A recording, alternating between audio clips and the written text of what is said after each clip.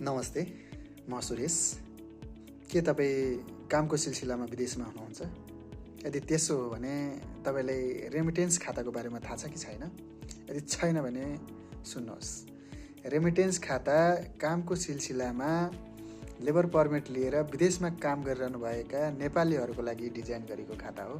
यसमा अरू सामान्य खाताहरूमा पाइने ब्याजभन्दा तपाईँले 1% बढी ब्याज पाउनुहुन्छ। साथै वैदेशिक रोजगारीमा रहेका नेपालीहरूको लागि जुन आइपिओमा 10% कोटा आरक्षण गरिएको हुन्छ, त्यसमा अप्लाई गर्न पनि तपाईँलाई रेमिटेन्स सेभिङ अकाउन्ट अनिवार्य चाहिन्छ। तपाईँ विदेशमा काम गरिरहनु भएको छ र अहिलेसम्म रेमिटेन्स सेभिङ अकाउन्ट खोल्नु भएको छैन भने खोल्नुहोला, यसले तपाईँलाई फाइदै हुन्छ।